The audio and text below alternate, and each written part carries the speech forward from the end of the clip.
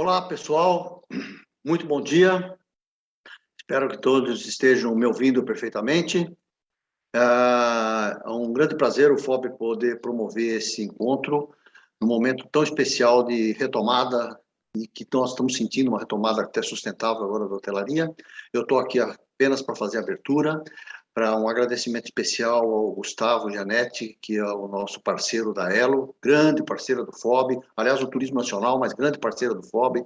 Agradecemos a Elo. Depois eu já vou em seguida passar a palavra para o Gustavo, para falar um pouquinho sobre a Elo. E eu queria só chamar a atenção de que este evento aqui, ele está montado com o propósito de que a gente possa orientar, que nós possamos nos orientar todos para esse sentido da retomada agora, e, portanto, nós vamos ter um momento onde o Pedro Cipriano vai apresentar o que é necessário fazer com relação a esse viés de retomada para a melhoria das diárias médias, e a Gabi, em seguida, vai dizer o como isso pode ser feito, certo? Esse é o resumo desse evento que nós estamos fazendo aqui agora, que eu espero que seja bastante útil para todos, e já de cara, já chamo o Gustavo para dar a sua palavra inicial. Bom dia a todos, bom dia, Gustavo. Bom dia, Orlando, bom dia a todos. É um grande prazer estar aqui representando a Elo. Primeiramente, gostaria de agradecer ao senhor Orlando, toda a equipe da FOB, pelo espaço e parceria. Eu estou aqui para reforçar o quanto a Elo apoia e fazemos parte do turismo. A gente participa desde ações às famílias que vivem do turismo através do Elo do Bem, começamos em 2020. A gente traz e está muito próximo de capacitações e também fazemos grandes estímulos ao setor hoteleiro, como foi o caso do Resorts Week, que aconteceu no mês de setembro. A Elo hoje é a maior bandeira de débito do Brasil, com mais de 140 milhões de cartões emitidos, 4,2 bilhões de transações ano, refletindo em aproximadamente 300 bilhões de volume de vendas. Ou seja, estamos muito bem posicionados no mercado e queremos mais. E queremos mais através do turismo, que é um dos setores super relevantes para a gente. Se por algum motivo e vocês não enxergarem essa representatividade da Elo internamente, por favor, não deixe de me procurar. O senhor Orlando possui o meu contato para compartilhar com vocês e vai ser uma ótima iniciativa trabalharmos em conjunto para buscarmos um incremento de vendas. Obrigado, gente. Obrigado, Orlando. Obrigado, Gustavo. E para nós não perdermos tempo para trazermos aquilo que é importante, de fato, para o nosso evento de hoje, eu vou passar inicialmente a palavra para o nosso presidente do Conselho de Administração, Eduardo Giestas, CEO da Atlântica Hotéis. Por favor, Giestas, a palavra é sua. Orlando, obrigado. Primeiramente, queria desejar boas-vindas a todos. É muito bom ver o interesse com relação ao tema de todos vocês. A gente está se reunindo aqui hoje para discutir algo muito mais amplo, muito mais profundo do que ADR, tarifa, precificação. Eu entendo que o debate ele gira em torno de sustentabilidade, da sustentabilidade do nosso setor.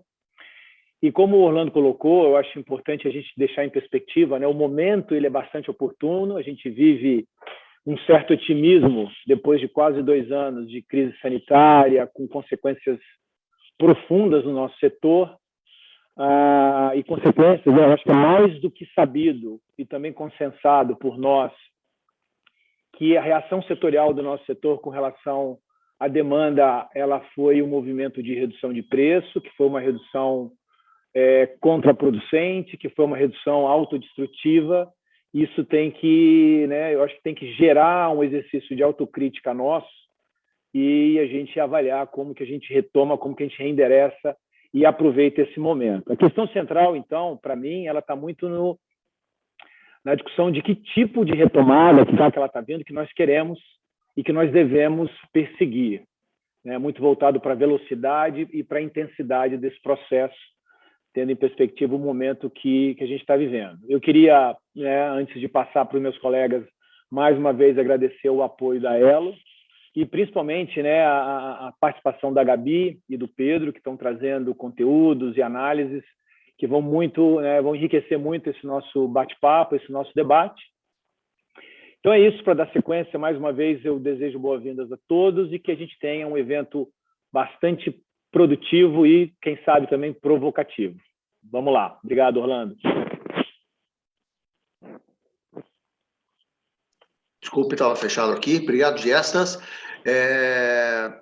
A gente tem aqui alguns CEOs, tanto agora nessa fase inicial, mas também na parte final, e a ideia é exatamente para que esses CEOs mostrem que eles também estão imbuídos desse momento de retomada, tá certo? Ou seja, é o aval das pessoas que têm o poder de decisão das redes, as grandes redes, que eles estão imbuídos também desse momento de retomada. Então, eu vou passar inicialmente a palavra para a Chieko Aoki, CEO, presidente, fundadora da rede Blue Tree de hotéis. Por favor, Chieko, você tem alguns minutos para passar a sua mensagem para todos nós aqui. Bom dia, obrigada, Orlando. Obrigada, Gestas, pelo convite. E eu queria primeiro parabenizar vocês todos, né, pela iniciativa. Eu acho que eu vou ser rápida, mas eu não posso deixar de parabenizar a iniciativa que vocês tomaram, a coragem, porque eu acho que a iniciativa de vocês foi muito corajosa de juntar todo o setor, que é uma coisa muito difícil, né? Nos hotéis, são muitas redes, muitos hotéis, e vocês juntaram isso. Eu acho que é um ato de iniciativa corajosa. Parabéns por isso. E vocês estão, assim, mais fortes, porque vocês estão alicerçados em gente que realmente tem, assim, mostra para a gente realidade, os números, né? Como é que a gente está e para onde a gente vai. Porque o que já foi, a gente não interessa muito, né? Interessa o que a gente está e para onde a gente quer ir. E que eu já vi a apresentação do Pedro, fantástica, a Gabi também está dando um reforço aqui, vão mostrar para a gente o que a gente, né, o que a gente tem, como é que a gente vai ter que ser melhor daqui para frente. Então, eu, rapidinho, eu queria dizer que essa iniciativa de vocês estão nos dando tanta força que você não imagina, porque individualmente eu gostaria de fazer também o que vocês estão fazendo, mas eu não tive a coragem, vocês tiveram a coragem de juntar. E eu acho que todo mundo tem esse sentimento, porque, né, um chavão, mas que unidos somos mais fortes, mas é isso mesmo. Nós temos que nos ajudar uns aos outros, não é estar junto, não. Porque estar junto a gente pode estar a qualquer momento, a gente pode jantar, sentar junto e a gente está junto. Isso não é unido. Unido é quando você tem um coração junto, a vontade de você ajudar um ao outro. Isso eu acho que é. Não é? Eu até falei recentemente aí numa entrevista, né? É a coisa que mais assim, ela captou, eu falei, de uma forma muito natural. Quando a gente está num problema, não adianta você querer se salvar sozinho, porque não funciona, você afunda mais ainda. Então, temos que nos ajudarmos, e eu acho que essa iniciativa é fundamental e tão importante. E a gente, uma coisa que eu penso muito assim, a gente tem que fazer de coração mesmo, sabe? De coração aberto. A gente, pela primeira vez, a gente está se mostrando de verdade. A gente não tem que mostrar que a gente está muito acima, né, que está muito embaixo, não tem que mostrar, a gente mostra o que a gente é, porque essa é a realidade que a gente tem que enfrentar. E outra coisa que eu gostaria de, não sei se vocês estão passando, a gente está vendo que o mercado está voltando e a gente acaba esquecendo um pouco que a gente estava sofrendo. Então, lembrar o sofrimento para nos dar impulso para a gente tomar esse momento como um novo ciclo da hotelaria, que vocês estão tendo a coragem de fazer. Vamos criar um novo ciclo da hotelaria, do turismo, da gente realmente poder trabalhar mais junto, trabalhar de uma forma mais como a gente quer trabalhar mesmo, né? Com mais abertura, com mais sensibilidade, pensando... pensando assim, muita inclusão mesmo, né, de todo mundo. Não é você trabalhar para você, a gente poder trabalhar também pensando nas outras pessoas, nas outras empresas. Então, eu gostaria que a gente veja esse nosso momento como um novo ciclo que chegou para a gente, que a pandemia nos deixou para trás muita coisa que a gente queria melhorar, a gente não melhorou. Esse novo ciclo a gente vai começar de forma diferente. E eu tenho fé, tenho certeza que a gente vai sair mais forte e a nossa hotelaria melhor com esse novo ciclo, né? Então, que a gente possa colocar o que a gente sente de verdade, né? Colocar a nossa empatia um com o outro, que o Giesses e o Orlando começou abrindo a porta para a gente, e que a gente continue abraçados, né?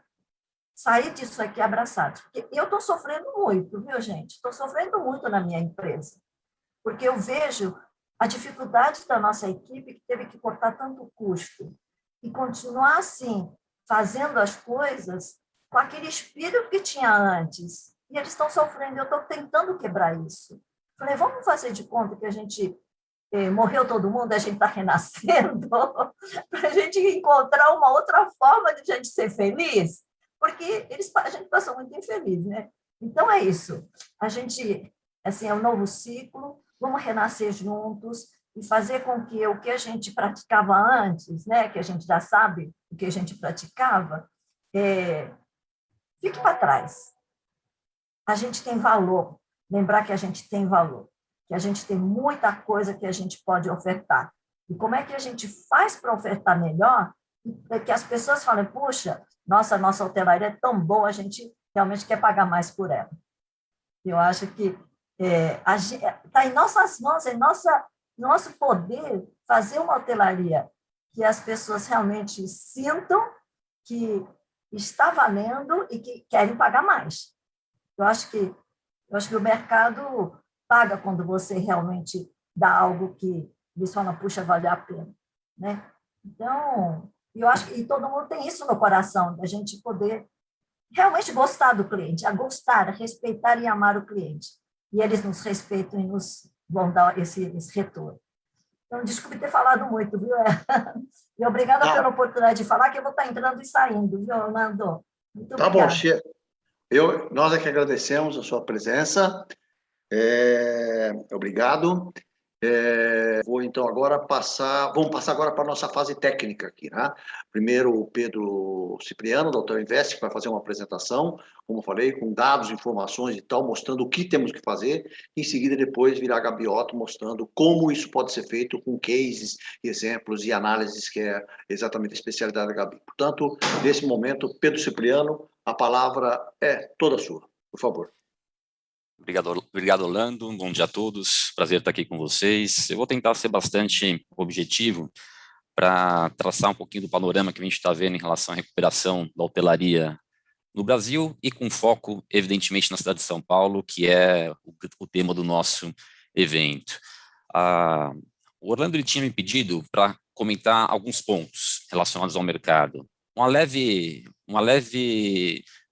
análise em relação ao panorama do Brasil, que a gente tem visto nas principais praças, e aí sim, entrar com foco na cidade de São Paulo, tanto top line, distribuição, e o que a Covid trouxe de impacto em relação ao nosso setor, o que a gente tem visto em termos de risco país hoje, e de que forma isso afeta o desempenho dos principais mercados, não só pandemia, mas comentando também uma breve análise macroeconômica do Brasil, e também o que existe hoje de projetos em estruturação. E aí sim, na última parte, comentar um pouco sobre a diária média e o que a gente enxerga como um potencial de recuperação via esse vetor.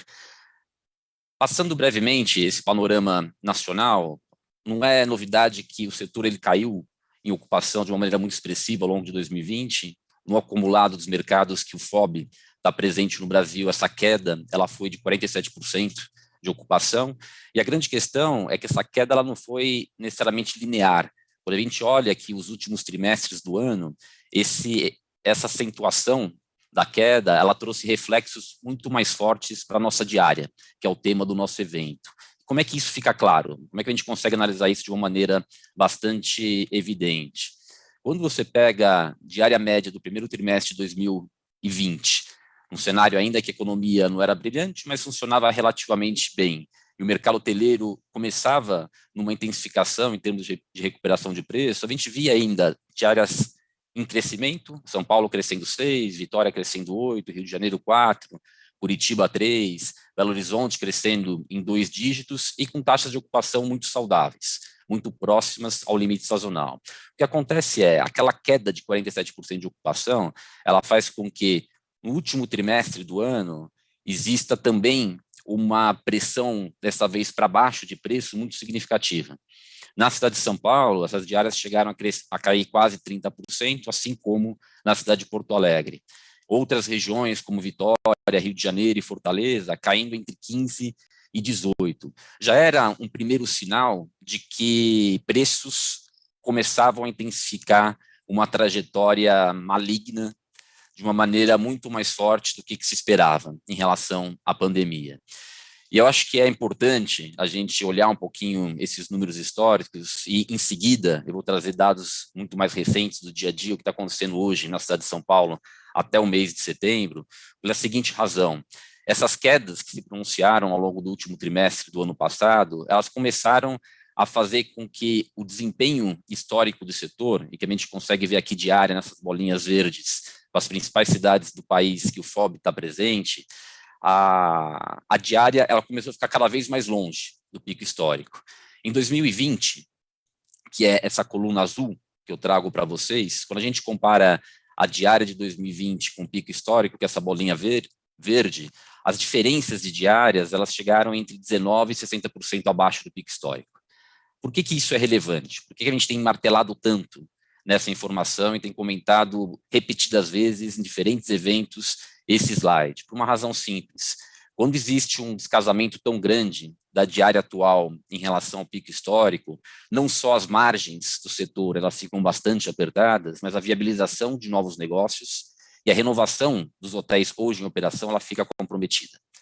Esse pico histórico não é um momento em que a hotelaria no Brasil ela vivia algo super atípico e anormal e que tenderia a cair ao longo dos anos. Não, é o momento que se entende do ponto de vista econômico que as margens operacionais elas começam a fazer sentido para o investimento que é feito no setor e também para permitir que a renovação dos ativos ela exista ao longo da vida útil dos hotéis.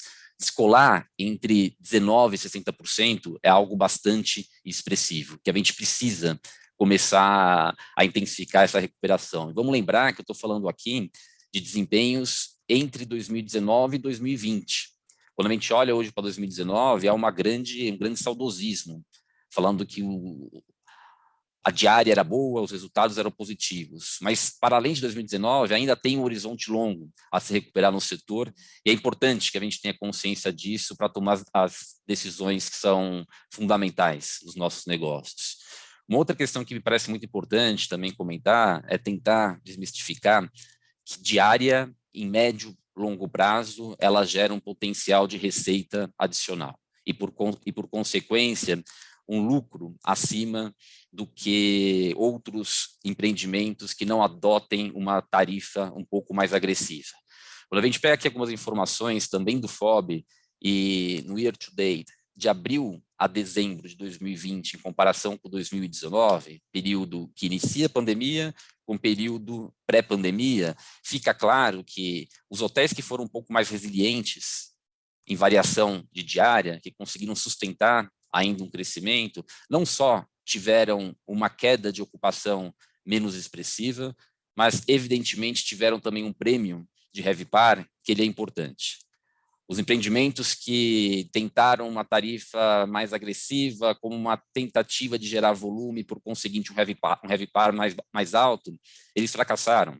Esses empreendimentos eles tiveram RevPAR 13 pontos percentuais abaixo dos outros produtos. Aqui existe uma amostra consistente de uma entidade que tem uma penetração muito grande no mercado nacional, mostrando que, na média, isso não tem funcionado. Eu tenho certeza que a Gabi ela vai explorar um pouco esse tipo de análise também e trazer outras informações que vão ser importantes para a nossa análise. E para finalizar esse panorama nacional, eu queria sair um pouquinho desse histórico de diária média e mostrar que os movimentos de recuperação eles estão acontecendo.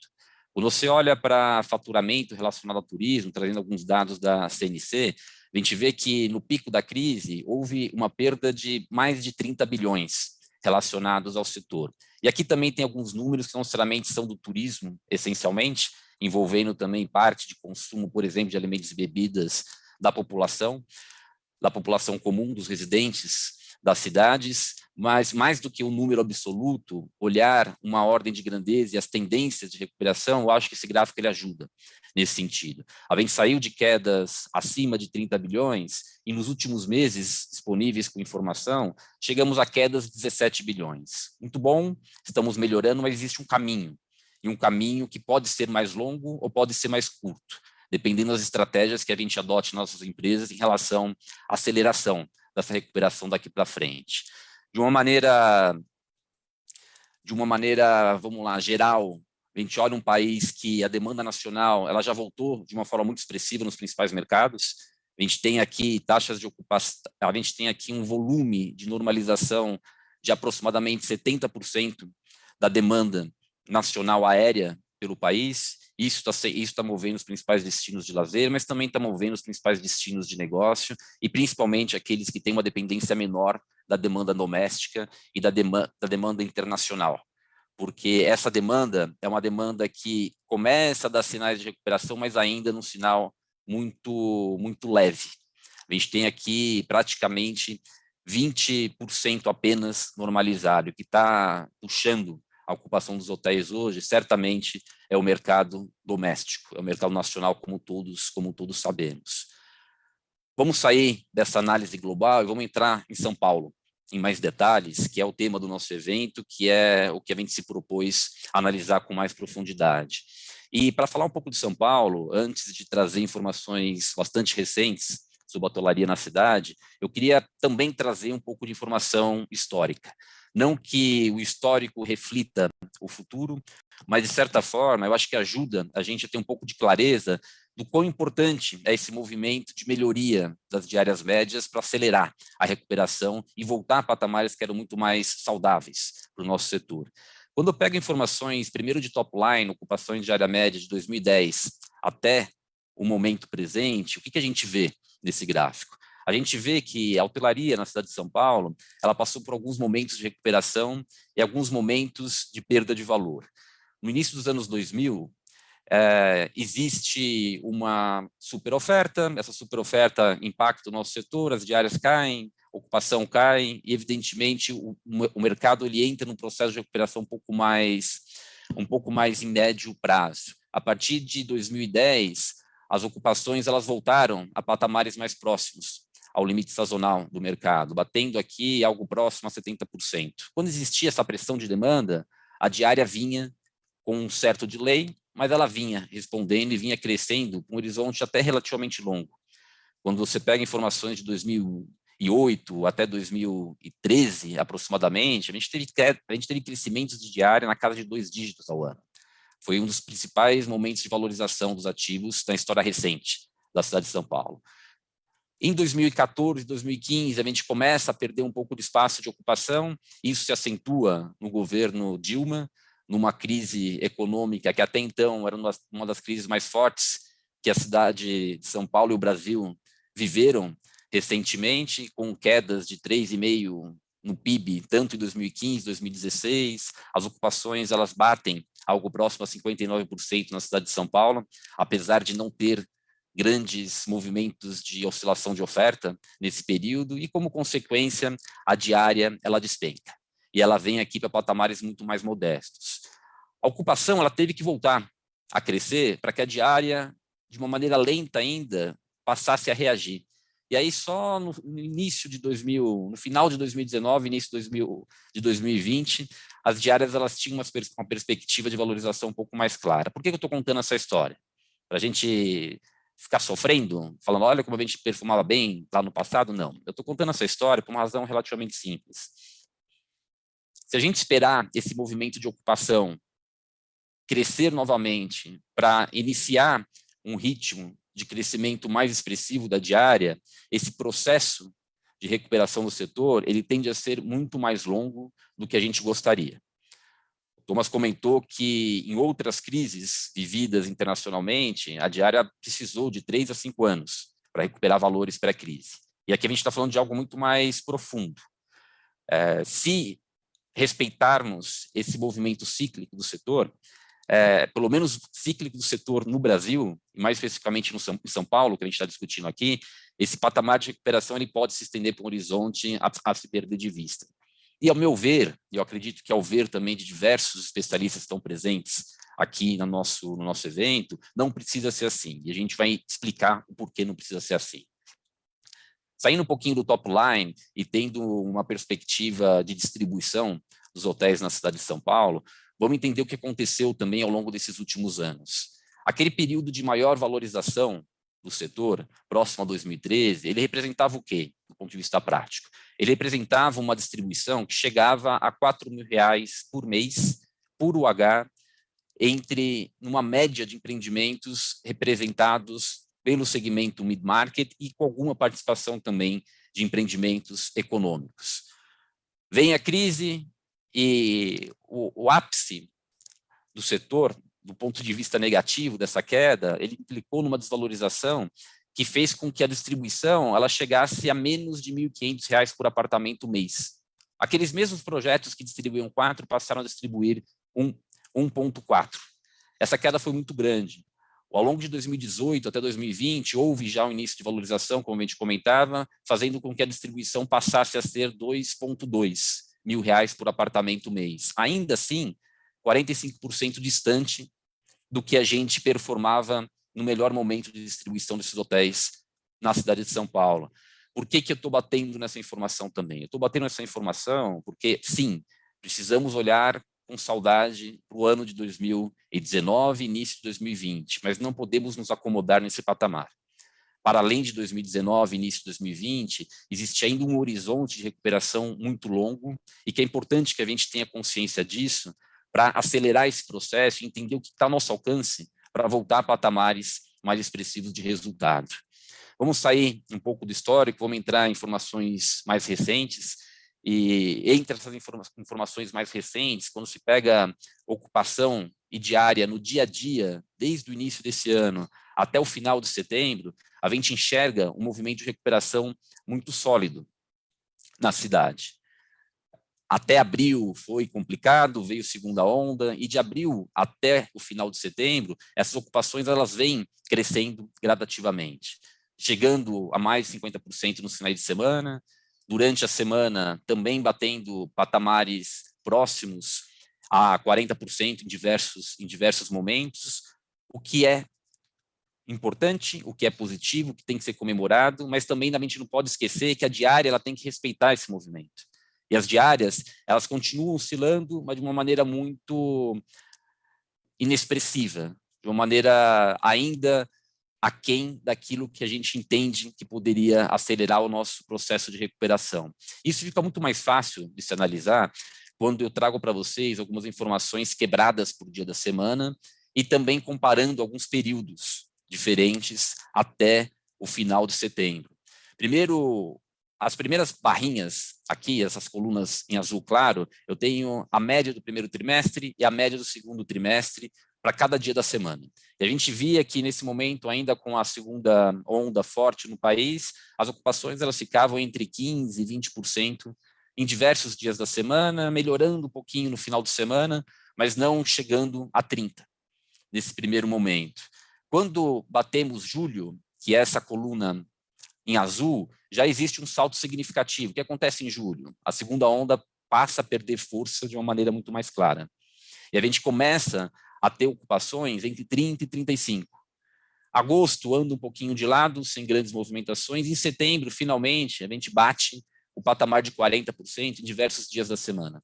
E o final de semana ainda performando melhor em razão da demanda de lazer, mas já com uma diferença um pouco menos expressiva em relação aos outros dias da semana, mostrando que uma demanda corporativa, uma demanda mais próxima àquilo que a gente enxerga como comum na cidade de São Paulo, ela volta a reagir. Ela volta ao mercado e começa a apresentar algum patamar de recuperação. Não só demanda corporativa vinculada a executivos que precisam estar na cidade, mas também alguns movimentos no mercado de eventos. Eventos pequenos ainda, mas com uma perspectiva de aceleração ao longo dos próximos meses. A diária, porém, ela não, em ordem de grandeza, ela não tem oscilado tanto ainda. As recuperações elas estão acontecendo, mas de uma maneira relativamente tímida. nos nos 2 primeiros trimestres do ano, em razão daquela ocupação muito baixa, as diárias elas chegaram a cair 35%, 40%, 45% em comparação ao mesmo período do ano pré-crise. Evidentemente, também reflexo de uma mudança de mix de segmentação do mercado, outras contas, outro perfil de demanda, eventos não acontecendo, picos de ocupação deixando de existir, de áreas que tinham uma oscilação muito mais dinâmica também deixando de existir, mas as faixas tarifárias também sendo pressionadas para baixo. De área pública sendo pressionada para baixo, de área corporativa, em teoria, sendo mantida em valores nominais, mas a inflação corroendo boa parte desse valor em algumas renovações de contrato que passaram a ser feitos. E até hoje, essas quedas que chegaram a 45, hoje elas permeiam algo próximo a 30, 35, pelo menos nos dias da semana, e no final de semana oscilando entre 15% e 20% abaixo, mas ainda assim com valor, uma média geral, que ela é preocupante caso a gente não comece a mudar um pouco essa dinâmica e entrar num ritmo de recuperação mais claro em termos de tarifa. Por que eu falo isso? Por que eu falo que a mexer na diária ela é importante? Tudo bem, o top line, ele é fundamental para rentabilizar o nosso negócio. Você pode ter uma estratégia vinculada a maior volume, mexer em ocupação, ou maior diária e outras receitas, que está um pouco mais no controle hoje dos nossos gestores, dos nossos negócios. Por que eu falo isso? O ambiente macroeconômico ele é um ambiente que vem melhorando, mas ele é ainda instável, ele é volátil, ele está longe de ser confortável.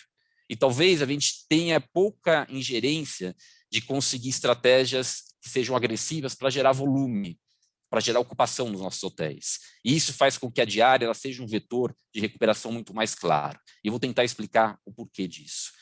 Olhando para o ambiente macroeconômico, eu quero comentar com vocês 3 grandes itens. O primeiro, relacionado à pandemia. O segundo, uma análise da economia nacional muito breve. E o terceiro, que a gente tem hoje de estruturação de novos negócios no nosso país.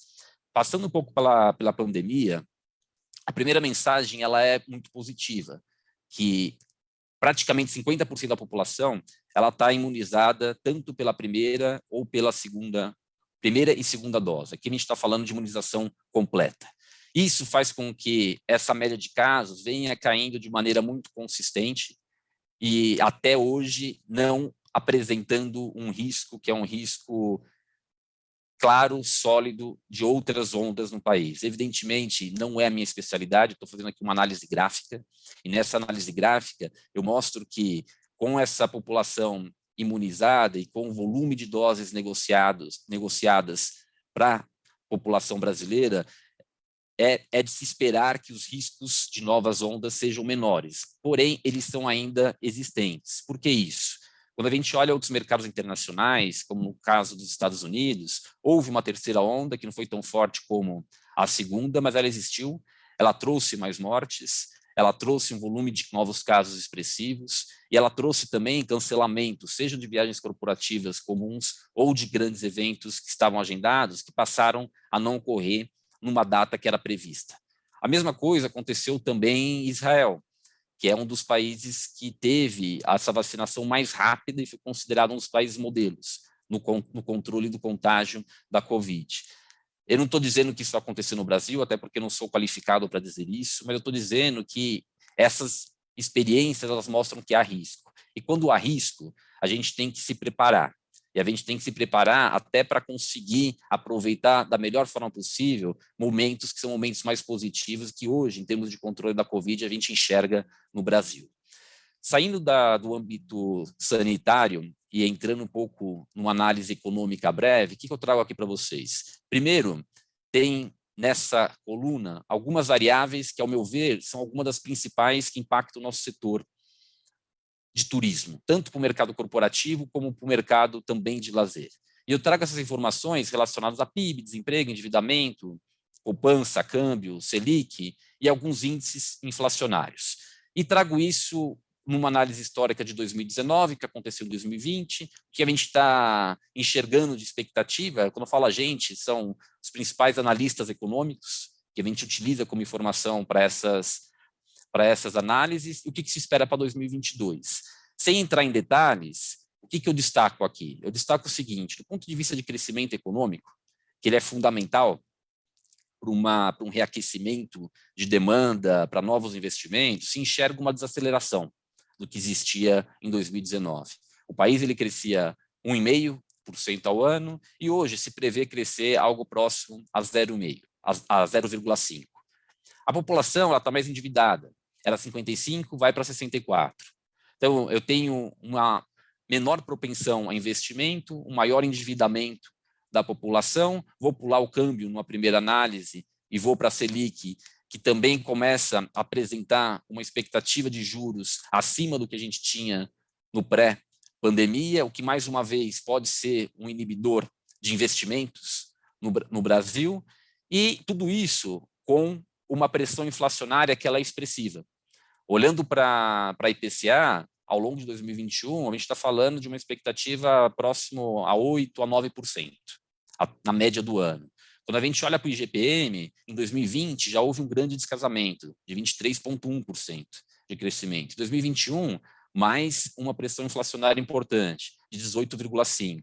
Um país que não cresce, que está endividado, que tem taxas de juros crescentes e com pressão inflacionária, existe aqui uma luz, no mínimo amarela para a gente, mostrando que a ocupação talvez não seja o grande driver de crescimento, de resultado dos nossos hotéis daqui para frente.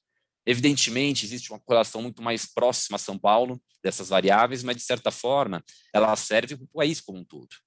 A única variável aqui que talvez beneficie numa visão em curto prazo, e eu estou olhando aqui muito para 2022, até pela discussão de orçamentos relacionados ao setor, é a variável de câmbio, que vai beneficiar sim, e está beneficiando já a demanda doméstica, que tem crescido, apesar do ambiente macroeconômico menos favorável no país, e tende a continuar crescendo, ao nosso ver, tanto em 2022 e possivelmente 2023, dependendo do que aconteça em âmbito eleitoral e político no próximo ano. Esse cenário macroeconômico, ele justifica, em partes, o que a gente vê como proxy de valor de algumas das empresas que têm capital aberto no Brasil e que refletem um mercado corporativo, como é o caso do fundo Max Invest, o mercado de lazer, como é o caso da CVC, e as linhas aéreas, que de alguma maneira elas atendem a ambos os segmentos. No final das contas, a gente tem ainda empresas descontadas, diferentemente dos Estados Unidos, onde o preço das ações ele já retomou patamares pré-crise e até superou patamares pré-crise há alguns meses. No mercado nacional brasileiro, existe uma percepção de risco ainda um pouco maior, em razão desse desconforto. E, por fim, existe também uma expectativa de aumento de oferta daqui para frente, não por hotéis tradicionais. Quando eu falo hotéis tradicionais, digamos, são as redes, as marcas, que são marcas que já fazem parte do nosso setor, tanto Accor, Atlântica, Intercity, Blue Tree, todas as marcas que fazem parte do nosso mercado.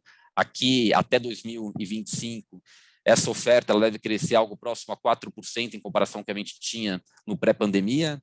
Na prática, até em razão de alguns fechamentos de hotéis durante a pandemia, é muito provável que essa oscilação ela seja negativa, o que é bom. Porém, a gente tem aqui algumas incógnitas que ainda não são claras no setor. E entre elas, existe um volume de apartamentos que ele é bastante expressivo, que foi lançado ao longo dos últimos 3 anos na cidade de São Paulo, e que parte disso, e talvez uma parte importante disso, possa entrar num pool de hospedagem. E isso, de alguma maneira, afetar a hotelaria tradicional. O que eu estou colocando aqui na mesa? Esses 46,1 mil apartamentos, se você faz um corte e tira apenas os estúdios, que são apartamentos geralmente de 30 metros quadrados, até 30 metros quadrados, eles representam um volume de 30 mil unidades. Dessas 30 mil unidades, se fala que algo em ordem de grandeza, algo próximo a 1/3, pode entrar numa plataforma online que dê acesso a um pool de hospedagem, ou seja, de curta ou longa estadia. São empreendimentos bem localizados, são empreendimentos modernos, são empreendimentos que usam OTAs, que a hotelaria tradicional utiliza também como canal de distribuição, e com preços mais baixos. Alguma interferência no nosso setor, ela deve existir. E é importante que a gente monitore isso. E aqui a gente tem aqui alguns dos investimentos dessas empresas, tanto alguns exemplos como da Housee, Anoma, Charlie, Casai, Bihome, além de diversos players da hotelaria tradicional que começaram a atuar também nesse setor. Muito bem, nesse cenário que o mercado ele começa a ter um pouco mais clareza e melhoria de resultados, porém esse ambiente macroeconômico ainda volátil e incerto, principalmente em curto prazo, para o ano de 2022, o que está ao nosso alcance? O que a gente consegue mexer? E aqui eu entro um pouco mais em detalhe no nosso, acho que no tema do nosso evento, e abro um pouco de caminhos para também a Gabi ela aprofundar e ampliar a discussão com todos. Ao nosso ver, a ADR é o caminho. Por que isso? Vamos olhar um pouquinho para fora do Brasil, antes de entender o que está acontecendo na cidade de São Paulo.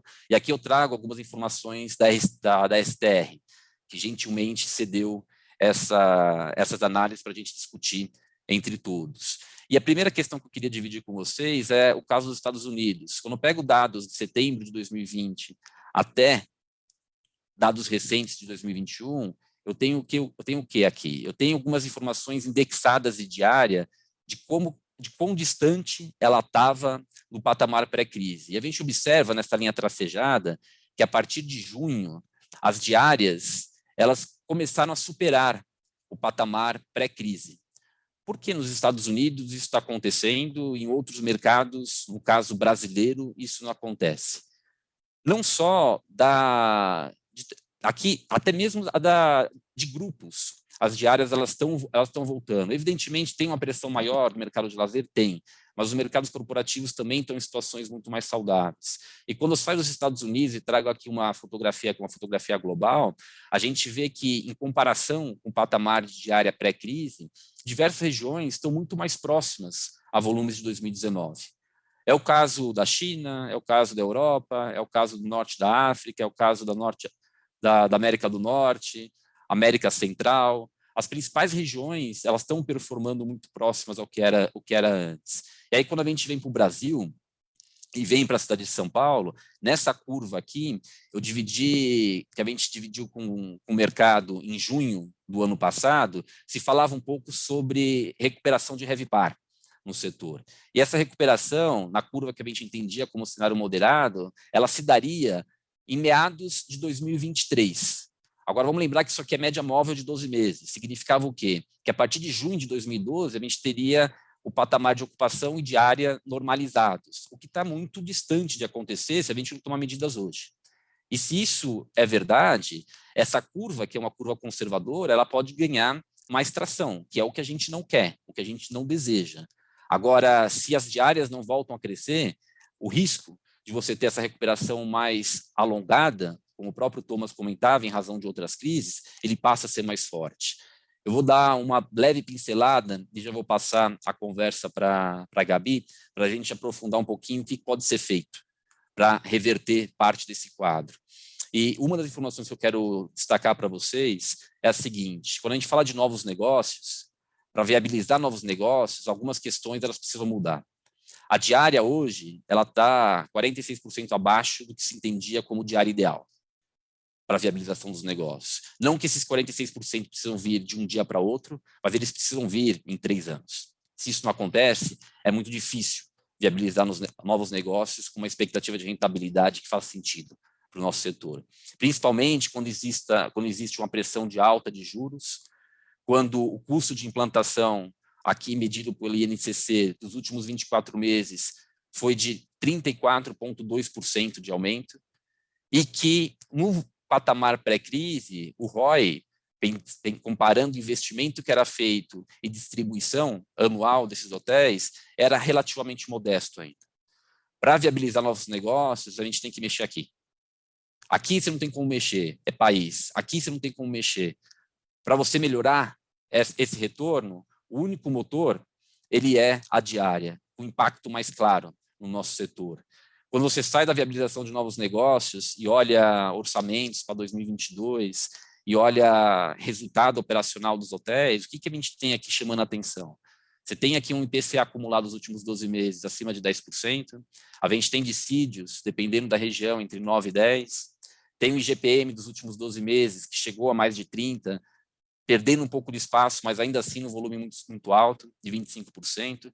Existe uma expectativa de aumento de energia elétrica em ordem de grandeza próxima a 20% no ano que vem. Você tem aqui inflação de AIB acima da média do IPCA, e quando a gente quebra essa inflação de AIB para a hotelaria, que é mais dependente de produtos mais nobres, é muito possível que esse valor possa ser muito mais alto, e a gente tem aqui um PIB, uma economia estagnada.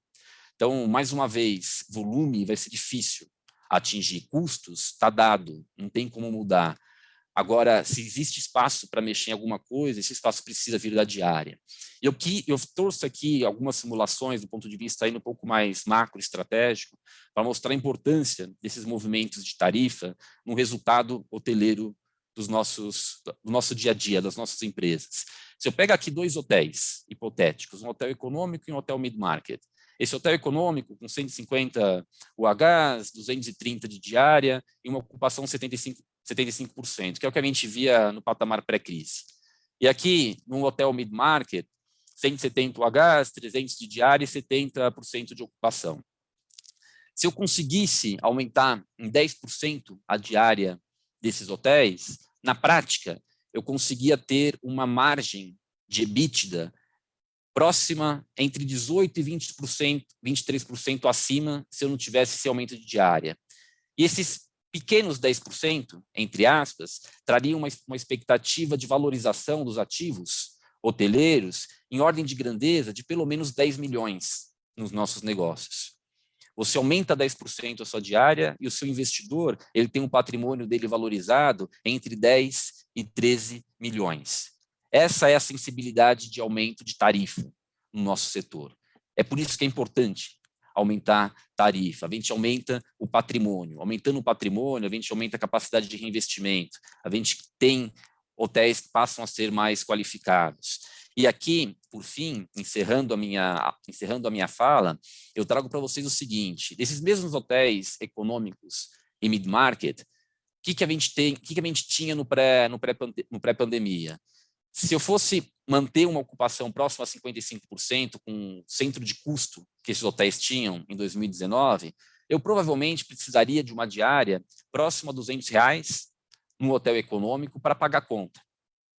E de 310 no hotel mid-market para pagar a conta.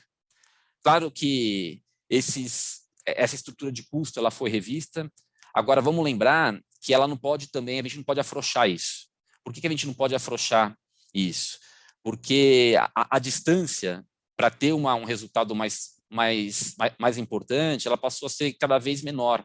A gente não sabe se vai ficar em 55, 60, 50 de ocupação no ano que vem, em razão dessas incertezas. O que a gente sabe é, para o centro de custo que existia, e talvez por um custo de capital de pelo menos 10% sobre o valor investido por esses proprietários, eu precisaria de pelo menos mais R$150 para ter uma diária que minimamente distribuísse algo adequado para o nosso setor.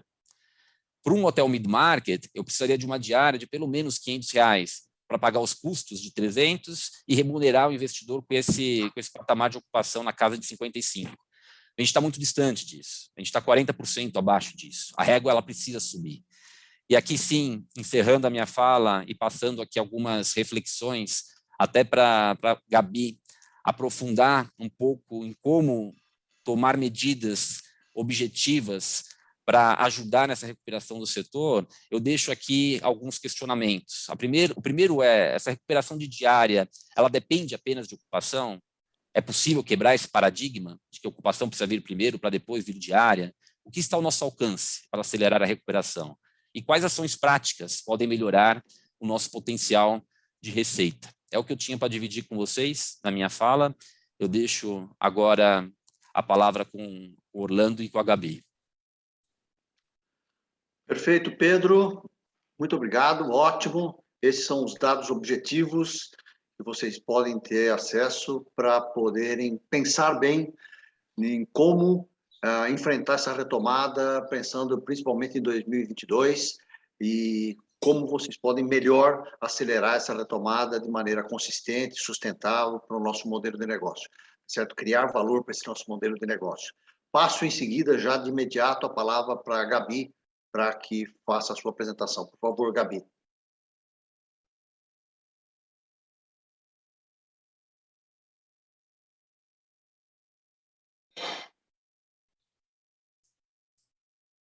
Olá, me ouvem? Eu estava com o microfone fechado, eu acho que comecei a falar. Tudo bem com vocês? Obrigada. Obrigada pelo convite, parabéns pela iniciativa. É muito importante a gente estar junto nesse momento. Então, o que eu vou trazer aqui é continuando e corroborando, inclusive, com muitas das coisas que o Pedro trouxe. E eu vou começar com 5 coisas que nós já sabemos, falar um pouquinho sobre alguns rápidos dados históricos para embasar o que vamos falar depois e 7 dicas para a gente fazer isso acontecer. Nós sabemos que fazer tudo isso acontecer, retomar o caminho da diária média, uma recuperação saudável e de longo prazo, não é somente de investidor, diretoria, gerente geral, mas permeia e precisa envolver e permear muitos dos profissionais que estão no dia a dia trabalhando no mercado. Então, eu começo aqui com algumas coisas que nós já sabemos. Nós já sabemos que temos condições de mercado inéditas. Nós já sabemos que a nossa mentalidade teve que se adaptar desde o ano passado a coisas completamente diferentes. A gente teve um avanço de tecnologia e de dados, e tá uma comprovação aí, né, o que o Invest está fazendo, muitas informações saíram no mercado, tecnologia hoje em dia com paradigmas totalmente quebrados, não só por parte dos clientes, mas da nós também. Hoje você vê a possibilidade de pousadas, hotéis pequenos com soluções muito mais viáveis tecnológicas, automação de precificação, ajustes em real time, um price solution, um rate shopper completamente viáveis para a gente ter informação em tempo real, comportamento de compra completamente diferente. A gente está vendo um exemplo com as janelas de compra de 1 semana, 2 semanas, quando era mais do que isso, exige um acompanhamento diário. Hotéis que corriam naturalmente pelo segmento corporativo, correndo atrás de lazer, 7 competitivos completamente de cabeça para baixo, a gente tentando entender ali quem é realmente a nossa concorrência direta ou não. A gente também sabe, em terceiro lugar, que a demanda volátil ela se desembocou num desafio enorme de precificação. Mas tem um lado ruim e um lado bom. O lado ruim é que a gente tem uma incapacidade de compreender e prever o futuro dos negócios. Nos Estados Unidos, que a gente nunca imaginou, os forecasts, as previsões estão sendo feitas por quarter, revisadas mensalmente. O que é o lado bom desse desafio da precificação atualmente? Quando o fluxo de caixa é desafiado, a gente tende a se concentrar nas métricas de lucro e não nas métricas centradas só em receita. Então, isso está abrindo a cabeça de muita gente e mudando o nosso mindset para lucro e não só receita. Isso é muito bom. Em quarto lugar, o que a gente já sabe, que a sensibilidade de preço está em alta. Agora, a sensibilidade a preço tem a ver com percepção. Isso tem que ter muito cuidado. Se não for bem gerenciada, a gente reduz preço a ponto de destruir valor. Quando a redução de preço destrói valor, estratégia completamente errada. E tem uma quinta coisa que a gente sabe, que a demanda vai voltar. A gente sabe que tem situações diferentes entre regiões, segmentos, etc., mas ela vai voltar. Talvez não é do jeito que a gente queira, talvez não é como nós imaginamos, quando a gente imagina, talvez não é no volume que a gente precisa, mas ela vai voltar. O que não pode acontecer? Que esse momento chegue e nos pegue com um volume enorme de tarifa baixa, sem fôlego para a subida. Antes de dizer qual é a nossa grande meta agora, eu vou colocar 2 análises históricas rápidas, que, como eu falei, corroboram o que o Pedro estava comentando, para a gente realmente entender esse cuidado importantíssimo que precisamos ter daqui para frente. Então, primeiro, muito rapidamente, Aqui ele mostrou em gráfico, eu estou mostrando aqui em números reais, mas é a mesma coisa, o salto para trás que nós demos em diária média em 9 anos. Então, nós estamos no patamar aí de 2011. Né? Mas isso não é o que eu queria mais mostrar em termos de histórico. Eu fiz uma análise, ontem eu coloquei isso aqui, porque muito se fala em inflação. Cuidado com a inflação, a importância de entender a inflação. Dá uma olhada aqui, então, também aprofundando e corroborando com o que ele já colocou de outra forma, o crescimento de diária média, percentual de crescimento de diária média de um ano para o outro, versus o crescimento da inflação. Se a gente analisar bem o mercado cíclico que foi comentado, está bem claro aqui que nós temos 5 anos de ciclo entre períodos de alta, considerando o critério de diária média, 5 anos onde fizemos um bom trabalho, estávamos indo bem, e a gente tem 5 anos aí onde as coisas não estavam tão bem. Quando falamos em 2019, por isso a importância de ter uma visão mais ampla, quando falamos em 2019, era o início de um novo ciclo. Então, não é o suficiente o olhar somente para 2019. A visão exige que a gente a amplie para ter uma real noção do que está acontecendo. Aqui, o segundo item que eu vou trazer histórico, na verdade, é um dos muitos estudos que foram retratados ao longo de vários períodos. São estudos grandes de 5 anos, 7 anos, 10 anos. Esse aqui é da Cornell University, que foi feito em 2001 a 2007. Aqui são feitas análises muito específicas que comprovam, caso ainda esteja alguma dúvida aí para você sobre a questão da diária média. Eu traduzi algumas coisas simples aqui. Vamos primeiro pegar onde está em vermelhinho. A diferença de ocupação, quando a precificação, aqui está por segmento, inclusive, tá? de categoria de hotel. A diferença da ocupação, quando a precificação está entre 5% a 10% abaixo da concorrência, há um ganho em percentual de ocupação, ok? Lógica, baixo a minha diária média, aumento a minha ocupação, ok? Quando eu precifico 5% a 10% acima da concorrência, eu diminuo a minha ocupação. Eu falei ao contrário, né? Quando eu abaixo o meu preço, eu ganho ocupação, e quando eu aumento o meu preço, eu perco em ocupação. Ok, o próximo item é o mais importante. Olha aqui, mesma situação, quando eu coloco a minha diária, o meu preço abaixo em 5% a 10% da minha concorrência, o RevPAR, ele diminui. Quando eu coloco o meu preço 5% a 10% acima da minha concorrência, o meu RevPAR aumenta. Só esse estudo aqui, que foi feito ao longo, e eles fizeram questão de pegar tanto períodos de alta quanto períodos de baixa, esses estudos são consistentes. E em qualquer situação, em qualquer tempo, os preços relativamente baixos dos concorrentes não vão estimular a demanda suficiente para gerar receita mais alta. Todos os estudos que foram feitos até hoje, eu tenho certeza que daqui a alguns anos a gente vai olhar para esse período, vai fazer isso aqui e vai estar consistente. As diferenças são minúsculas no segmento de mercado entre anos de abundância e recessão. O padrão geral é consistente. Então, se alguém ainda acha que todo problema de demanda pode ser resolvido em baixar a tarifa, Houston, we have a problem. Né? Porque ter uma diária média acima da inflação acumulada, mesmo sem aumento de ocupação, é a nossa nova obsessão nesse momento. Essa é a nossa meta. Com base no que eu mostrei, em termos de ciclos de diária média vezes inflação, mais esses estudos feitos ao longo de muitos anos, essa é a nossa meta daqui para frente. Já, não é nem daqui para frente, não é futuro, é já. Ok? Então, eu vou colocar aqui em torno de 7 dicas rápidas para como que a gente faz isso. Eu tinha umas 20, 15, o difícil foi a gente diminuir.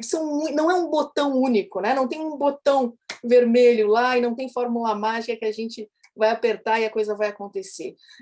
Eu costumo dizer que é como se fosse um piloto, né? Um piloto de avião naquele painel ali.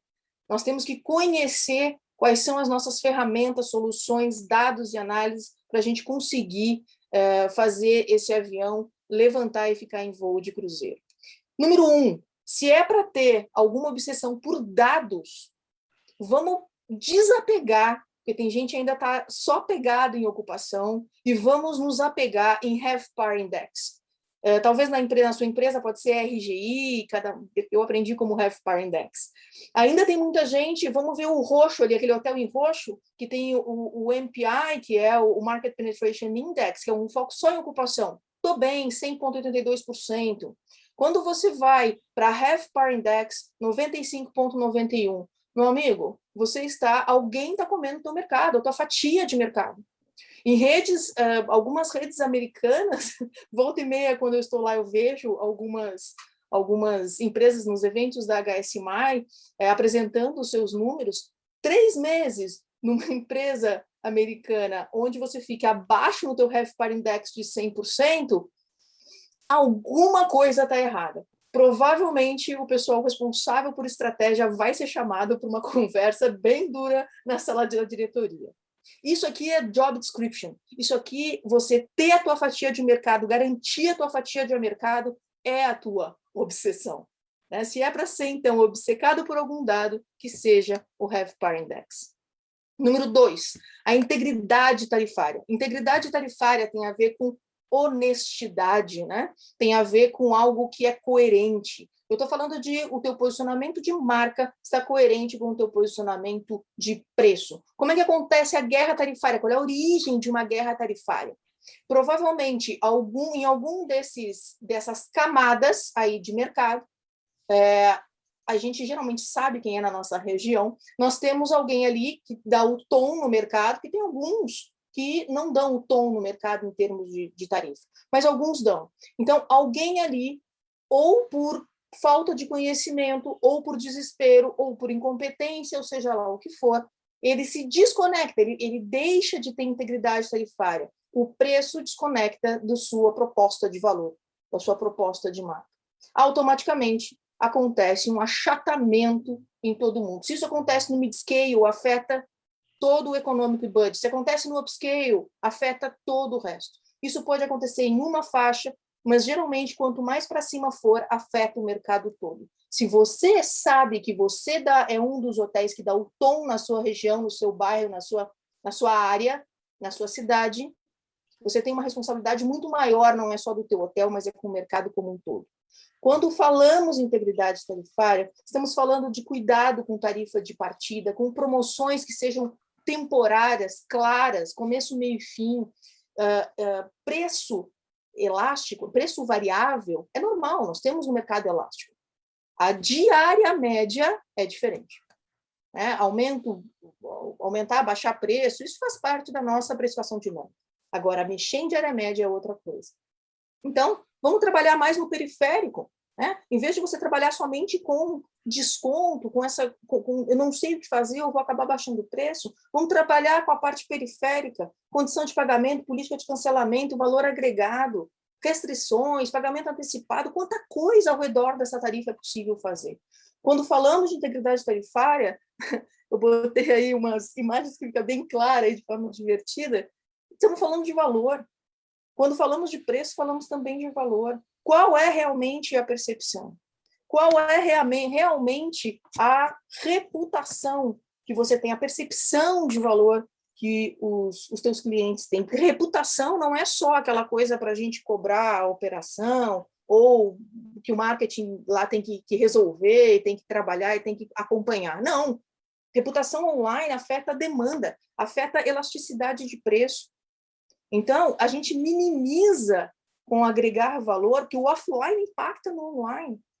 O que você faz no online é um reflexo do teu offline, a percepção de cliente é um reflexo do teu offline, está todo mundo envolvido nesse negócio de área média.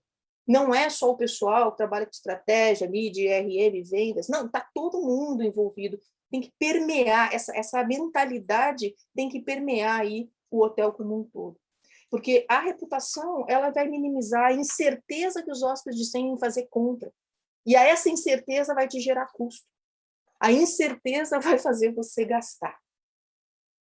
Então, terceiro item, construção do preço. A gente tem 3 tipos de construção. Essa é a mais fácil, todo mundo conhece, que é inicia, a premissa é custo.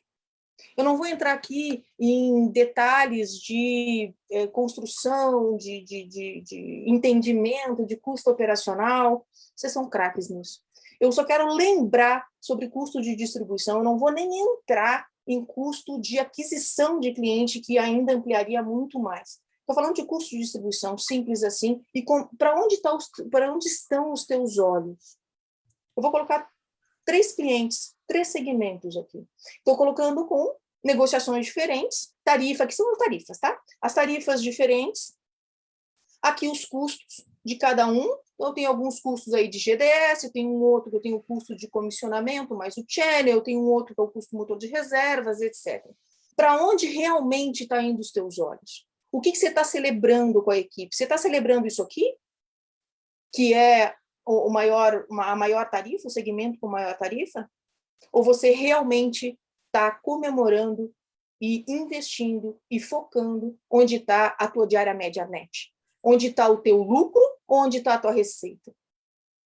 Qual é esse mix que realmente a gente tem que analisar e ajustar as lentes aqui dos nossos óculos para onde realmente temos oportunidade de negócio e oportunidade assertiva, lucrativa de negócio. As outras possibilidades de construção de preço, o do meio aqui, que é essa precificação restritiva, é uma das mais usadas na hotelaria. Na hotelaria, a premissa é a concorrência e a gente já coloca o preço. Pode ver que o preço é o segundo item aqui. E a proposta é a gente começar a pensar de uma forma mais estratégica na precificação que é chamada do estado, da arte, baseada em valor. Olha como muda o início, de como o preço fica lá em terceiro lugar e o mais importante, quando a gente fala em margem. Nos Estados Unidos, nos hotéis mais estratégicos, em tempos difíceis, o que é colocado? Margem mínima. Muita gente fala em preço mínimo. Não, vamos falar em... Isso pode trazer vários problemas. Vamos falar em margem mínima. É uma outra maneira de pensar completamente diferente. Quarto item, RFPs, os bids, a época que já começou, inclusive, das negociações pontuais. Como é que está sendo feito isso? A gente sabe, em função da sensibilidade de preço, o quanto que estamos sendo pressionados, o quanto que nós temos clientes pressionando, nós temos investidores pressionando, nós temos pressão por todos os lados. Então, esse paradigma de que a diária média depende somente de tarifa dinâmica, somente de tarifa pública, a gente tem que quebrar. Então, esse bonequinho aí, é isso que a gente tem que fazer em negociações pontuais e corporativas. Trazer dinheiro para dentro de casa. E trazer dinheiro para dentro de casa não é só vender muito, mas é vender bem. Então, alguns hotéis têm um volume enorme, corporativo negociado, e essas negociações têm que estar dentro da estratégia. Dentro da visão de aumento de diária média. O que está sendo perguntado?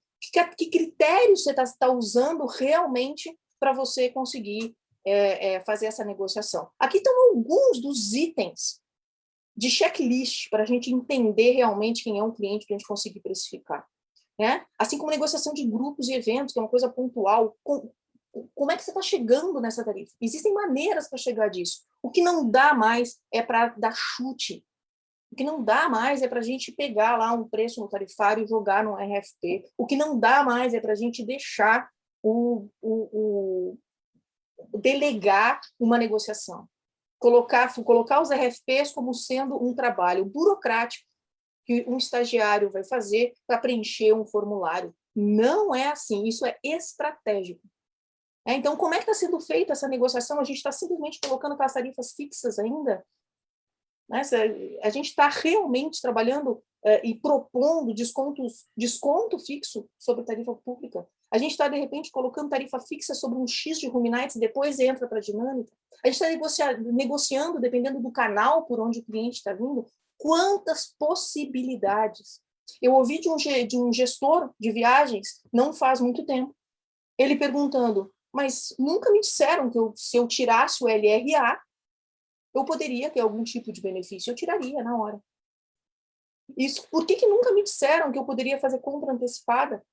Eu vejo alguns hotéis colocando compra antecipada para agências online. Eu posso fazer isso também. O quanto realmente a gente está indo para a rua e negociando com clientes de forma estratégica. 5, não esquecer que o nosso mercado é elástico. Quando fala de elasticidade, a gente está falando de compreender que isso é o primeiro passo. Em outras palavras, cada centavo que a nossa empresa gasta, cada centavo que a gente aumenta ou reduz no preço, qual é o impacto de volume vendido?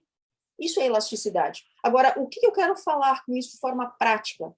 É o quanto nós estamos sendo realmente flexíveis.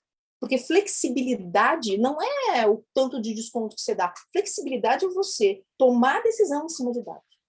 Esse aqui é da OT Insight, uma parceira da HSMI. Saiu ontem esse estudo, onde, por exemplo, está aqui em São Paulo, mais de 40% dos hotéis estão trabalhando somente com tarifas, com um percentual de tarifas não reembolsáveis. Vamos entender o quanto realmente a gente está sendo flexível. Outro dado, rápido. Esse aqui é a procura no estado de São Paulo por 1 dia, 2 dias, 3 dias, de 4 a 7 dias, quanto tempo as pessoas querem ficar no nosso hotel. A gente está usando essa informação, pois muito bem, em São Paulo, a gente está falando ali de mais de 90% dos hotéis não tem nenhum tipo de promoção, desconto ou alguma condição especial para quem quer ficar mais tempo. Então, se por acaso a gente está realmente querendo fazer alguma promoção, oferecer algum benefício, alguma coisa, que seja temporário, que seja com base em dados como esse. Isso são algumas maneiras da gente trabalhar num mercado tão elástico quanto o nosso, de uma forma inteligente, de uma forma otimizada. 5, gestão de canais. Isso é o 6, né? 6, simplificar o mix de canal.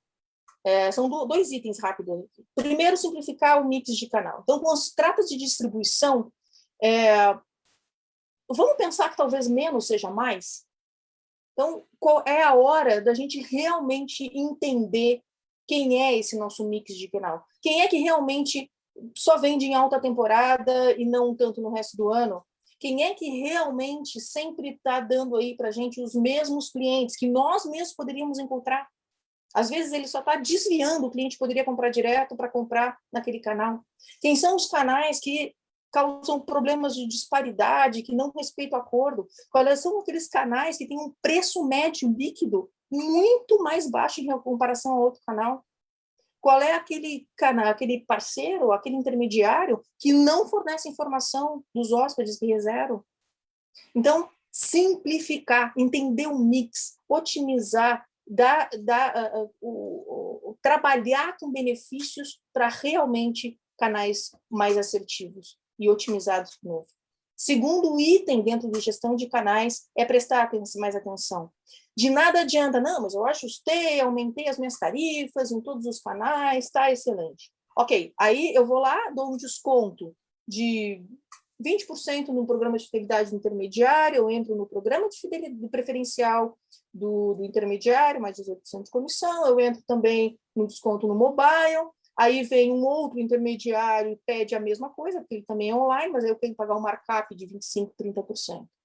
Então, vamos entender de uma forma mais estratégica o que está sendo feito. Novamente, foco em lucro e não só em preço, ok? Muda a maneira como a gente trabalha disso. Se ainda hoje, em 2021, quem está definindo o desconto para conceder em cada canal é o intermediário e não você, nos últimos 10 anos, a gente perdeu alguma coisa aí. Não é possível, porque isso está sendo falado nos últimos 10 anos. Enquanto o intermediário precificar o teu negócio, a gente nunca vai ter uma gestão eficaz de canais. E 7, pilar o 6. Esse aqui era o 7. E é o último, que é o mais importante, talvez, de tudo isso. Até agora, a gente estava falando de processos. A gente estava falando de colocar preço, de fazer uma análise, de trabalhar com tecnologia, com soluções e etc. Isso é a parte fácil. Aqui nós vamos falar de pessoas. A Tieco, no início, falou muito bem sobre mudança de mentalidade. Aí onde o bicho pega. Eu vou falar de 3 grandes áreas aqui. Vendas, RM e gerência geral. Quando eu falo de vendas, eu não estou falando só do gerente de contas, do diretor comercial. Eu estou falando de reservas, estou falando de eventos de grupos, estou falando de recepção, estou falando que todo mundo eu estou falando também, inclusive, de marketing, porque marketing também gera demanda, todo mundo que gera demanda, que converte e que está dentro desse foco comercial. Quando falamos do pessoal de vendas, eu estou falando sobre algumas coisas importantes daqui para frente. Fortalecer a proposta de valor, entender os unique selling points, entender o seu argumento de venda que agregue valor. Isso vai fazer com que a resistência a preço seja menor. Focar no ciclo de relacionamento com o cliente, pensar um pouco mais em longo prazo. Geralmente, vendas é o pessoal de pensamento rápido, fechamento no final do mês, recebimento de comissão e etc. Precisamos de um pensamento mais de longo prazo. Terceiro, vocês são responsáveis por explicar para o cliente por que nós valemos o que valemos. Se a gente for colocar uma linha no teu job description, explicar por que nós valemos o que valemos. Se nós estamos com aquele preço naquele dia, por que faz sentido aquele preço? É um momento onde toda a tua expertise de relacionamento, a tua expertise em poder de negociação está sendo colocado à prova. É esse o momento. É o momento de ver quem é quem, como falamos, né? Eu coloquei essas alianças aí, porque coloquei da Tiffany, que não é qualquer coisa. Justamente porque é o momento de reafirmar e de renovar os votos de casamento com o teu cliente. Agora é que a gente vai ver realmente, como eu disse, quem é quem. Revenue Managers, pessoal de e-commerce. Esses 3 palavrinhas dessa imagem continuam sendo a tua base. Risco, lucro, perda, entendimento, minimização da perda, aumento de maximização de receita, de lucro. A ciência por trás dos preços continua. A situação muda, os dados históricos que a gente não tinha mais como acessar, mas a ciência por trás, a estratégia de preços muda, seja expert nisso. Essa coisa de que muitos falavam que RM é a arte de recusar negócios, para com isso. Hoje em dia é preciso que a gente amplie muito mais. Você precisa aprender sobre e-commerce, você precisa entender sobre o pessoal de marketing digital e e-commerce, né, também, sobre como essa captação, uma visão muito mais comercial, essa captação de negócios, isso também está responsável. Essa função comercial do RM já começou há muito tempo atrás. Então, é importante focar para gerar demanda, atrair os olhos para a vitrine, para a nossa vitrine.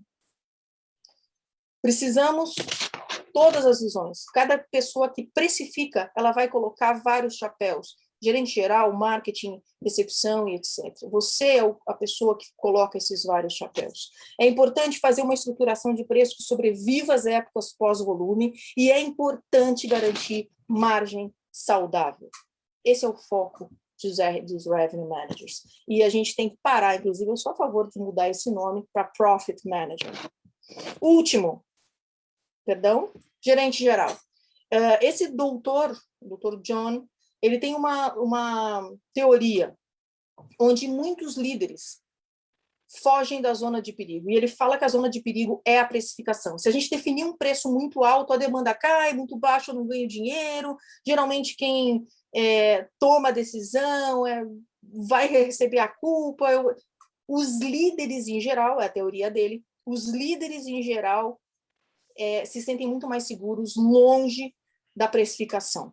Mas é você que dá o tom, a estratégia é uma coisa de cima para baixo, você tem a melhor visão de negócio mais ampla dentro do teu hotel, você muitas vezes é a pessoa que vai tangibilizar o valor para a equipe, vai explicar, vai passar de forma didática o que é valor. Então, meus amigos gerentes gerais, se atirem na zona de perigo, porque essa é a nova zona de conforto, e não conforto no sentido de acomodação, mas vocês têm que se sentir confortáveis nessa zona de perigo.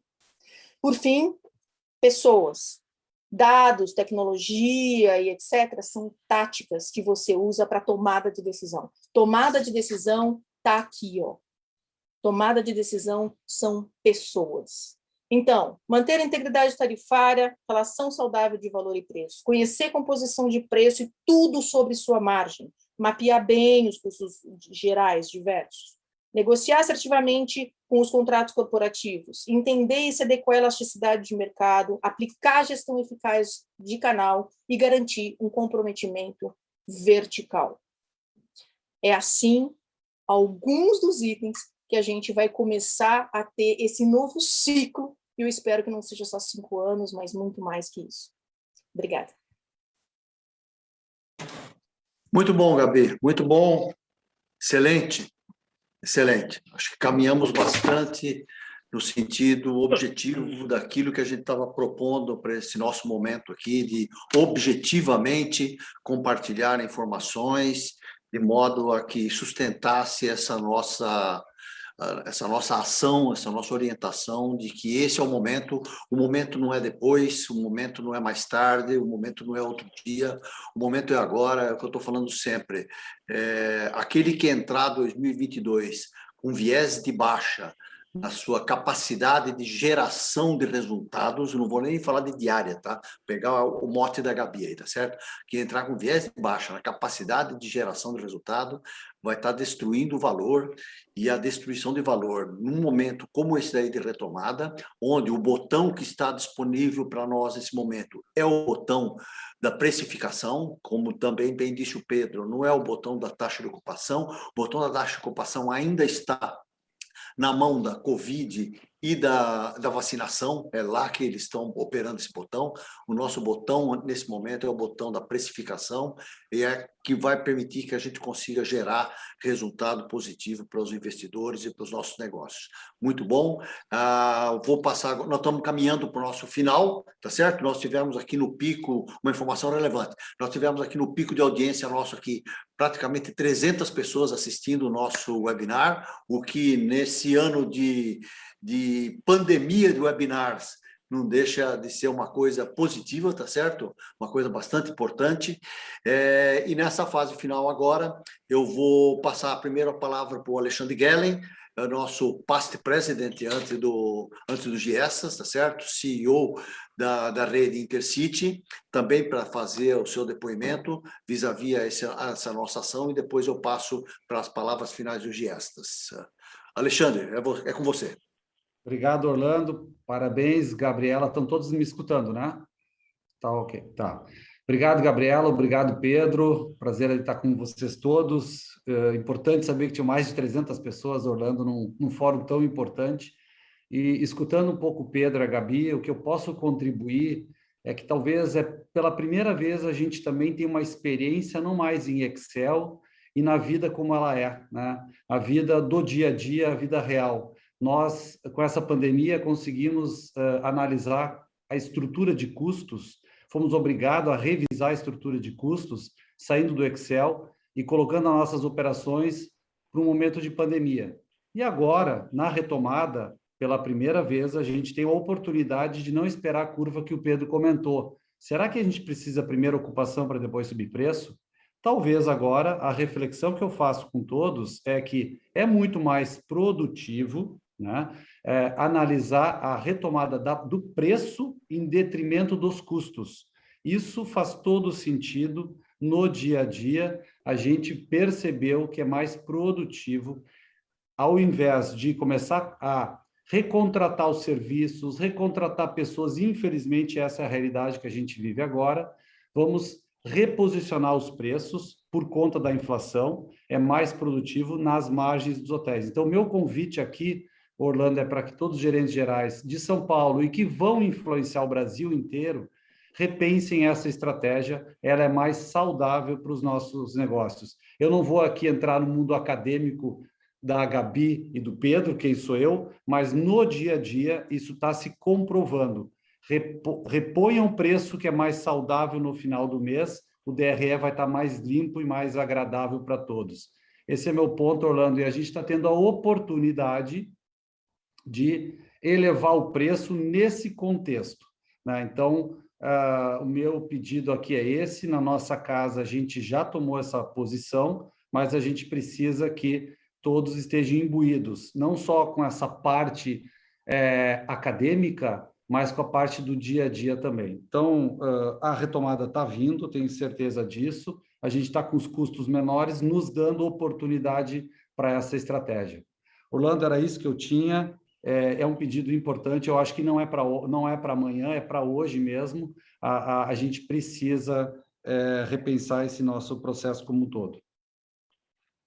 Obrigado, Alexandre. As suas palavras também reforçando toda essa nossa ação aqui, junto ao nosso setor.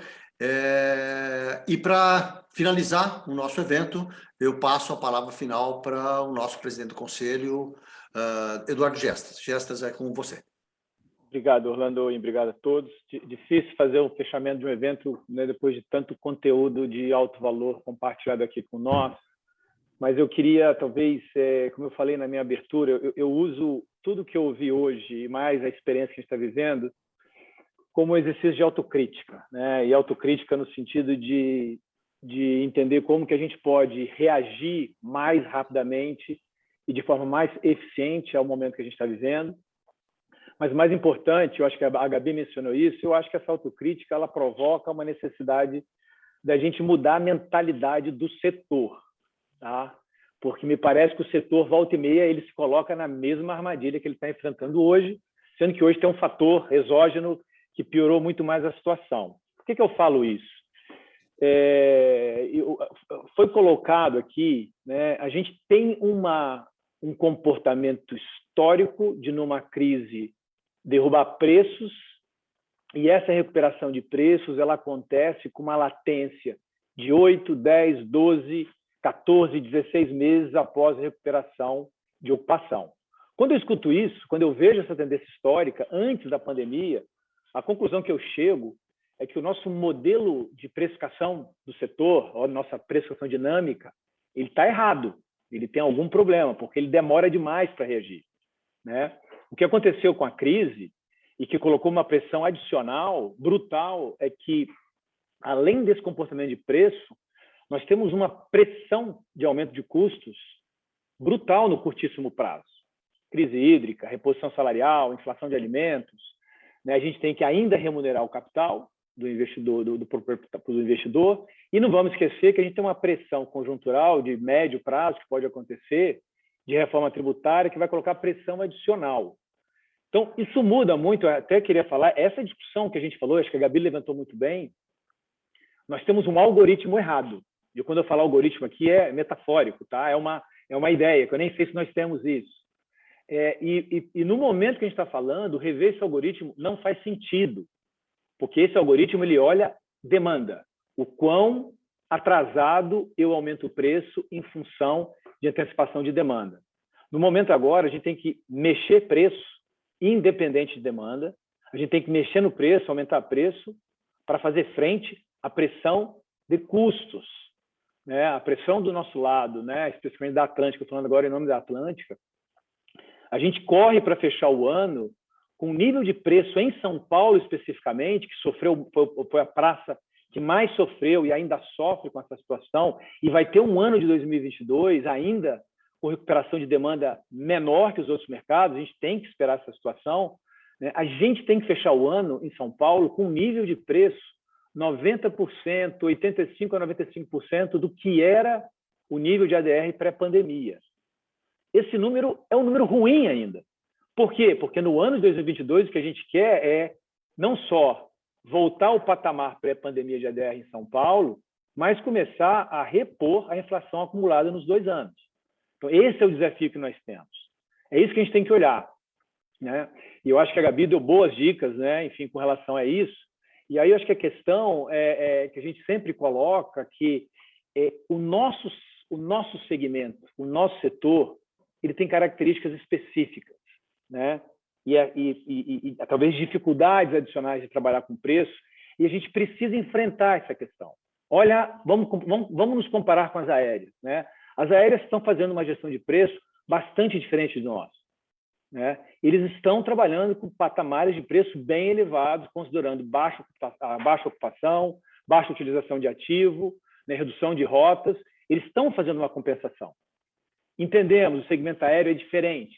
Nós somos, caracteristicamente, mais fragmentados, nós somos um segmento né, um setor, uma indústria hipersegmentada, e nós temos a gestão de preço muito, muito descentralizada.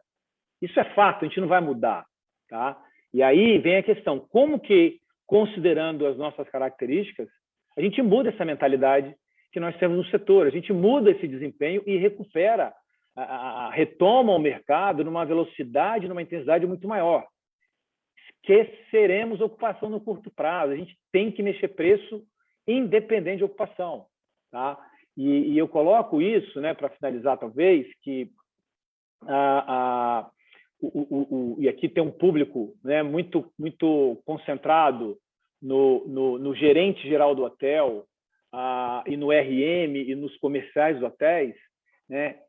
Nós temos uma enorme responsabilidade nesse movimento, né, de resgatar a sustentabilidade do setor, né? E eu acho que o GG e o RM eles têm que enfrentar essa questão com muita competência, né, nos seus modelos de precificação e muita coragem.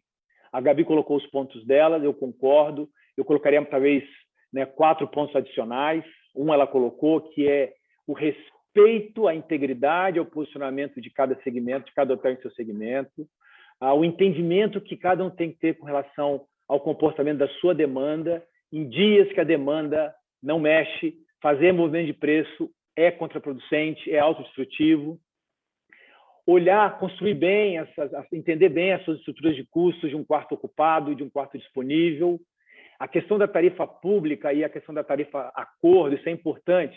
Existe um movimento mais centralizado, né? E é um desafio de se aumentar as tarifas acordos, as tarifas corporativas, mas para isso ganhar legitimidade é importante ver a tarifa pública aumentando, né? Porque isso é utilizado como argumentação na negociação, né? Então, esses pontos são importantes. E, para finalizar, Orlando e todos aqui presentes, eu acho que, sim, a gente tem uma questão de entrada do ano que vem, que eu tenho colocado, que e aí foi colocado na abertura pela Chieco, a Gabi voltou a falar, que é a questão de valor. Nós perdemos a noção do valor do que fazemos. E não foi na pandemia, já foi antes da pandemia. Na pandemia se agravou. A gente tem que se dar o respeito do que nós fazemos e de quanto nós merecemos pelo que fazemos. Eu não posso vender um hotel aqui no Brasil com uma diária de $40, que o equivalente em outro mercado no hemisfério norte é vendido a $350. A gente perdeu essa referência, tá? Então a gente tem um movimento muito intensificado de recuperação de preços. E eu coloco, eu acho que vale para todos que estão aqui, os líderes das organizações, né, que participaram com a gente hoje, eu não vou ser avaliado ano que vem por aumento de ocupação. O aumento de ocupação virá, independente do que eu fizer. Eu vou ser avaliado pela minha capacidade de ter acelerado a recuperação de preços, além da reposição salarial, né? Então, é isso que vai definir o quão competente nós somos enquanto gestores neste segmento, neste momento de mercado. E, para o final, eu acho importante a gente pegar esse momento que a gente está vivendo e tirar um aprendizado importante para nós não nos colocarmos nessa mesma armadilha numa próxima crise, porque parece que isso recorre, né? Essa mania de entrar em guerra de preço, derrubar preço rapidamente e de recuperar a posição de preço muito lentamente. O bom é que a pressão agora da pandemia, né, ela fez com que essa dor ficasse aguda e que a gente tire um bom aprendizado dela. Então, eu queria mais uma vez agradecer a participação de todos, a contribuição da Gabi e do Pedro, fantástico, e que nós estejamos unidos nessa movimentação de proteção e recuperação da sustentabilidade do setor. Obrigado a todos e até a próxima. Obrigado, Gestas. Só a palavra de encerramento, então. Agradeço a todos que participaram aqui, como o Gestas já colocou, tá certo? Pedro, Gabi, todos os demais, aos CEOs, a Tieco, que não faz parte do FOB, mas não importa, isso era um movimento do setor, não era um movimento do FOB, né? Agradeço a todos, agradeço a grande audiência que a gente teve, importante, isso mostra o comprometimento de nós todos, e encerro com o tema que o Gesta colocou. Nós não seremos avaliados no futuro próximo por a taxa de ocupação, nós vamos ser avaliados por aquilo que a gente conseguir fazer de rentabilização do negócio que nos é dado para ser administradores. Obrigado a todos, bom dia, e ainda acabamos praticamente no horário, estamos sendo bastante efetivos. Abraço a todos vocês, muito obrigado.